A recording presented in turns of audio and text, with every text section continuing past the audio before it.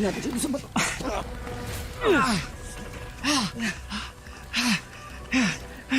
Kailangan elevated yung puso niya. Kasi lang sa sugat niya. Hintay lang ka dyan.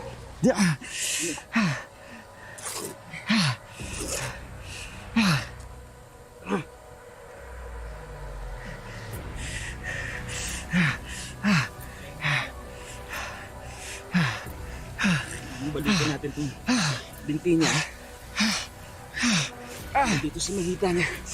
Para hindi kumalat yung venom ng ahas. Mga vital organs sa upper body parts niya. Kailangan mo mong balis ng sugat niya.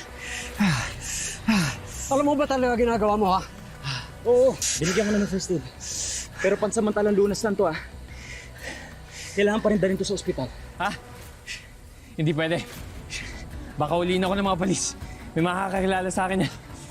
Hindi. May kakilala ako na taga-health center. Pwede natin papuntahin dito, ha? Kapag kakatiwalaan yun, hindi na tayo susuplong sa pulis. Sandali. Pag ganito gawin nyo, picturean nyo yung asa kumagat sa kanya. I-send mo yun sa kaibigan mo para alam niya kung ano ang venom ibibigay sa kanya. O sige, ako na bahala doon. Ngayon, magampanan mo ng papel mo. Balik! Dali!